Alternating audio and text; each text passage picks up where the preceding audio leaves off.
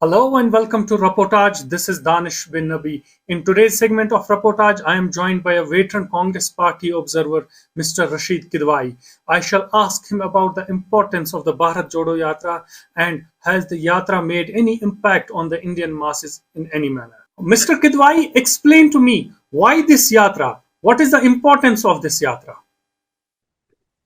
I think Yatra is a very age-old tool or a way in Indian context, Indian civilizational thing. There are a lot of saints and spiritual leaders, men of religion, social reformers. They opted for this. They would go and have a mass contact. They would move from one place to another, eat, sleep on the way, and try to communicate, try to understand what the others were saying, and try to convey what they wanted to say. Now, this is very interesting, intriguing, and actually wonderful that at a time when we have a virtual world of Twitter, Facebook, Instagram, all kind of social media platform, political parties and political individuals are opting for this age-old method because there is a sense of artificial communication that exists today. There is real world and there is a virtual world. So a lot of people are not able to comprehend. So therefore, they are going back to basics. So in nutshell, a yatra explains back to basics approach. It is not only just Rahul Gandhi who's doing this yatra. If you remember Mr. Prashant Kishore, who is known, supposed to be a ace, a political strategist, he is also doing it a big yatra, 3,500-kilometer yatra in Bihar. And there are several other people are also doing this yatra. So therefore, I am quite intrigued that why when you have so much technology, you can communicate with the millions through WhatsApp, through Twitter, through Instagram. You're going for this mass contact. I think there is somewhere there is an anxiety. People are not communicating enough, and political parties are very much concerned about it. But Mr. Kidwai, has this yatra, as far as Rahul Gandhi and Congress party is concerned, has it changed anything on the ground for the party? I think in your assessment, you are right that it doesn't look like, but studies have shown and experience has shown, anecdotal account has shown that this always helps. As we say, hard work never goes waste. Let me give you example. For example, at present, uh, Prime Minister Narendra Modi's ratings are above 50%. They've always been above 50%. The BJP's vote share in 2014 Lok Sabha election was 31%. In 2019 Lok Sabha election, it was 38%. So Mr. Modi's stature or popularity is much higher. And that explains why the BJP wins in Gujarat, which are a big mandate, why the BJP won in Uttarakhand and several other Indian states. Now, if you contrast it with the Congress and Rahul Gandhi, the Congress, vote share was around 17% in 2019. Rahul Gandhi's popular ratings are below 10%. They are 7, 8, 9. So, it's a very frequent situation that people are voting for Congress, but they don't approve of Rahul. Whereas people are voting for BJP, but there is a greater popularity of Prime Minister Narendra Modi. So this mismatch, I think Rahul Gandhi somewhere is trying to bridge that at least 20% of people who believe in him or who vote for the Congress should also be supporting him. And I think this is a quest. Rahul Gandhi realized that by being a Congress leader, he's heading nowhere. Because remember, the Congress can only beat the BJP if it starts getting 25% of votes from this 17, 18% votes. That is very difficult. So therefore, I think this yatra is there. It dispels a lot of things about Rahul Gandhi, that he is not a serious politician, that he doesn't know how to communicate, he cannot hold press conference. I think all those over 2,000 kilometers that he's traveled, he has carried a very good impression of himself. What about his image, that Popo image that has been created since 2014, particularly as far as social media is concerned? Has that image changed somehow? I think this is a very good question. I think the Pappu image was also created by the social media handlers, social media influencers. Because if you look at the August 15 issue of India Today of 2011, Rahul Gandhi was on cover, and the cover story had said the catalyst, and there his rating was 27%. That time Mr. Modi was not there, but he was much ahead of L.K. Advani and Dr. Manmohan Singh and others. So if somebody of 27% rating was reduced to below 10% and became a pappu, as you were saying, see, this was a lot of hard work, and Rahul Gandhi ignored. He used to think that Twitter is an urban fad, and later on he became totally a Twitter friendly politician. And now I think he's trying to mix the two things. He has social media, he's working on ground, he's communicating, he's every day he's talking. So I think Rahul Gandhi has understood that it is communication that matters most. But what about the mainstream media? Well, when Rahul Gandhi reached Red Fort, when he gave a speech at the Red Fort, he lashed out media, pointing towards the media persons, telling them that you have not done your job properly. How far is mainstream media responsible for building this Papu image of Rahul Gandhi? I think I'm part of mainstream media, so I'll be very careful in what I say. I think there is a grain of truth, but fact of the matter is Rahul Gandhi also did not engage or conduct himself. As I said, he moves from extremes. He used to consider Twitter as urban fad, and then he became a biggest champion or a practitioner of Twitter driven campaigns and dialogue, etc. So I think a modern day new age politician needs something of everything. And I think when you are in opposition, there is little point, even if the media is biased, there is little point in criticizing, because if you look at 1977 or any time the opposition came to power, they always use media very I would say efficiently, like in terms of the Beaufort scandal, the drive against Rajiv Gandhi between 87 to 89, or the drive against PV Narasimha Rao in 96, or against Bajpayee also in 2004, that India Shining campaign. I think media is a very strong tool. You don't kill the messenger.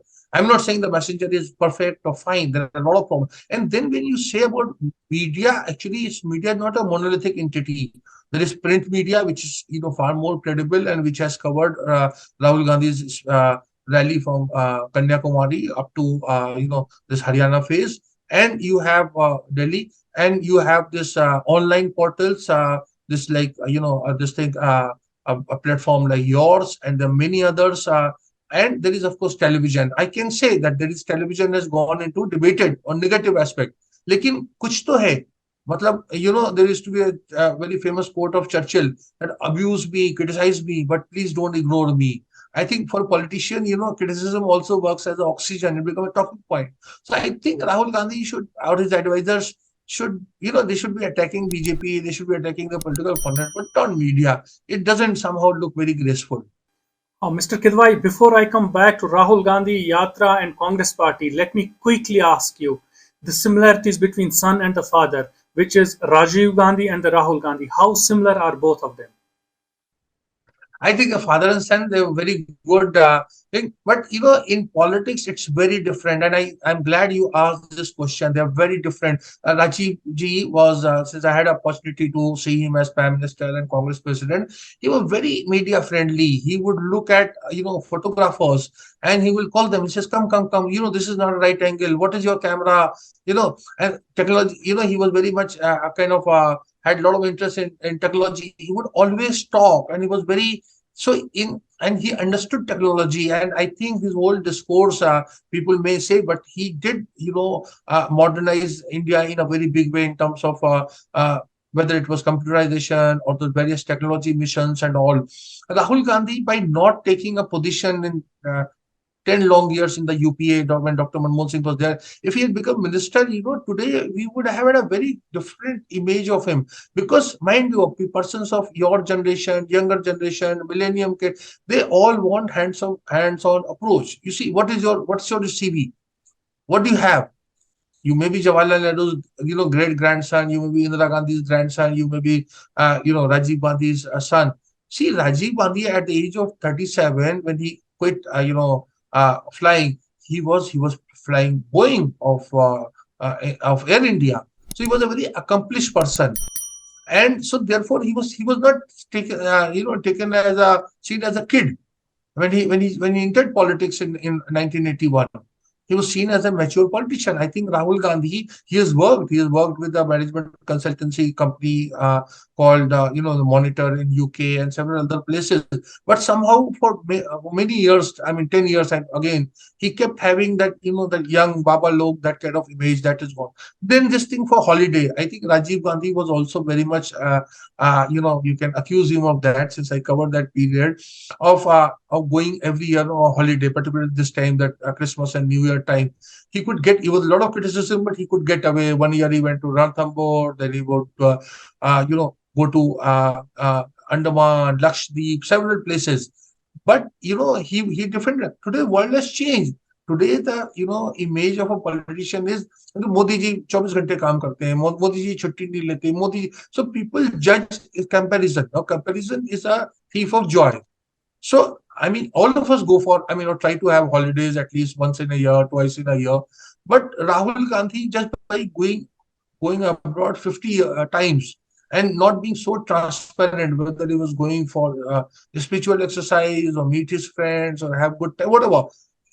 Today's world has changed. Today's voter or citizen wants to know what you're doing. So there is no private life. Therefore, I think Rahul Gandhi tries to protect his privacy, where Rajiv Gandhi did not try to protect his privacy. Mr. Kidwai, coming back to the Bharat Jodo Yatra and the Congress Party, do you think that this yatra has impacted the Congress cadre in any manner? I think yes, because when you travel this kind of thousands of kilometers, you meet the lot of ordinary people are there. There is word of mouth. See, one thing very interesting I want to tell you, as a kind of journalist who spent 30 years now in media. See, whatever you say about India, the opposite is equally true. So there is a silent communication that takes place. Okay, so and there is of course what TV says and what radio says or what newspapers say, but people actually form their opinion from a multiple platform. It's a very complex kind of phenomena, and I think by doing this, the people who are saying that Rahul Gandhi lacks application, he's not attentive, he keeps fiddling with his mobile, and when I went to see, there are so many stories by this a certain Sarma that I went to see him, and he was feeding his dog, and he was not taking care of it. All those people who have left the Congress have made some very I think unfair accusations and allegations, whether it was Ghulam Nabi Azad or Mr. This Assam Chief Minister or RPN Singh or several others. So I think Rahul Gandhi has put all these things in perspective. He's seen as very, not only fit and fine, but a team leader. All these things are there. Whether it will translate into votes, we have to wait and watch. That was precisely my next question. Is this yatra going to help them in garner votes in 2024 general elections? This is what I'm saying. So there is no kind of academic empirical research that can point to that direction. We all say, oh, Gandhiji's Dandi march had made an impact. This thing, but if you read of that period's writings, including Jawaharlal Nehru's writings, etc., who was a great devotee of Mahatma Gandhi, many times he was apprehensive about Gandhi's tools such as all those things that he used to have a mix of spiritual things and this kind of yatras, etc. So what in nutshell what I'm saying is these are contributing factors. Mr. Modi's fall will start if there are 200 Lok Sabha seats, 208 Lok Sabha seats where the Congress and BJP are in direct contest. That these seats belong to Gujarat, Madhya Pradesh, Rajasthan, Chhattisgarh, and several other states. Now, at present, the BJP has a strike rate of 90%. It's winning 90% of such seats in 2014 and 19. If the Congress can reduce it to 50% or 55% or anything less than 60% in favor of BJP, then the BJP will be short of 50, 60 seats. And where the seats are going to come from? So then there will be a gain. So I'm saying, उसी हिसाब से माहौल बनेगा. And Rahul Gandhi knows this. You see the kind of lineup you see in Bihar, the kind of lineup you see in Uttar Pradesh, these things are not very good for Mr. Modi in 2024. And you see, I'll tell you one more thing. There's half of half. There's 272 figure that is required for a political party to be there. Now, if If the non-NDA parties like Mamata Banerjee's party, M.K. Stalin's party, Jagan Mohan Reddy's party, Biju Janata Dal, if they can get half of half, if they get 150 seats and Congress get 100 or plus, then the BJP is in trouble. So it's a very doable thing. But will they be able to get these seats? 150, 60, 80 seats. I think Himachal has shown a way forward. Here is a state But then there was also Gujarat on the other side. If there was Himachal, there was Gujarat as well. this is a fair thing, and I think, but it's a simplistic way of looking at it. Gujarat, we must not forget, is a linguistic state. It's a state that's a home state of Prime Minister Narendra Modi, Mr. Amit Shah. It's a state where the BJP has been in power for almost 27, 28, 30 years. Now you see in Himachal, look at Himachal. Himachal has 96% of the majority community voters. Himachal has 62% of upper caste votes. In spite of this staggering figure that I'm telling you, and the BJP, which kind of champions itself as a majoritarian, whatever you call it, Hindutva brand or right wing, if you're not able to get those votes, there is a question mark. It tells you something. It's a story. But Mr. Kidwai, what about the factionalism that has been prevailing since Indira Gandhi's times now, as far as the Congress party is concerned? I think factionalism is very much part and parcel of Indian politics. It's But isn't it causing a major dent and major damage to the party when it comes to the elections? yes. So when the high command is strong, in the sense that party which is in power, or party who has a supreme leader like Indira Gandhi was. So you see Indira Gandhi's time also, and I've covered it. There are a lot of factions were there, but she could always punish them or reward them. Same way, Prime Minister Narendra Modi is doing. You look at what happened in Karnataka, change of chief minister. You see what happened in Uttarakhand, three chief ministers were changed. You see what happened in Uttar Pradesh. There was a complete kind of political surgery or overall had taken place. In Gujarat, 18 months before that, chief minister and all the ministers. But Mr. Kidwai, after Indira Gandhi, after Indira Gandhi was assassinated, since then they don't have a strong leader. Not in Rajiv, not in Sonia or in Rahul. That factionalism since 30, 40 years now has been denting party like in many ways now.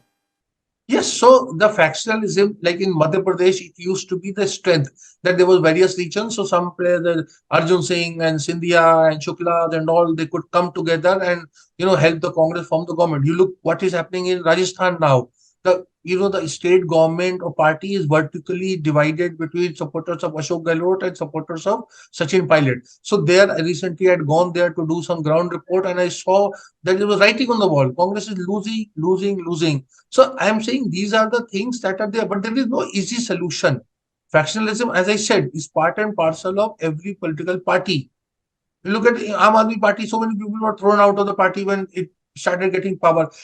Your criticism is very valid. I'm not denying that. I'm saying that वो जो कहते हैं ना कि जब मतलब खुदा हुस्न देता है तो नजाकत आ ही जाती है.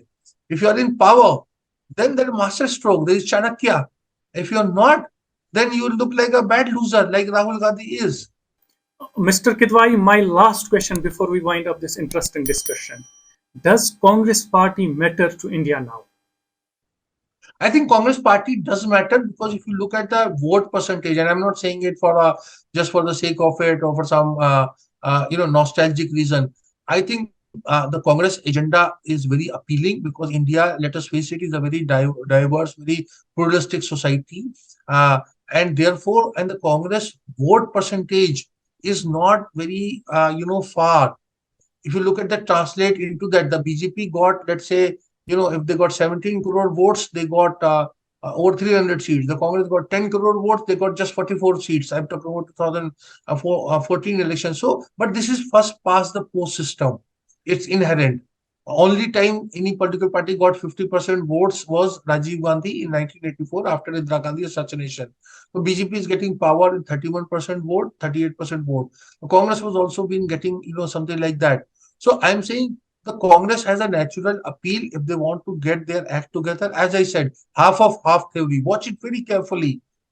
2014, 2024, if the non-NDA parties, regional parties, like I told you about that, DMK, TMC, all those parties, if they get 120, 130 seats, The problem is with Congress. Congress has to get, the day Congress gets over 100 seats, the BJP will be less than 250.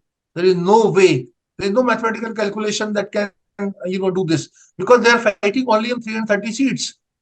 So if one person gets 100 seats, the other person can only get 230.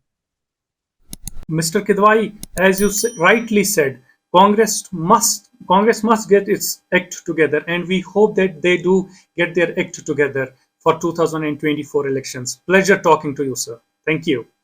Same pleasure. Please subscribe to our channel Reportage and press the bell icon to remain updated.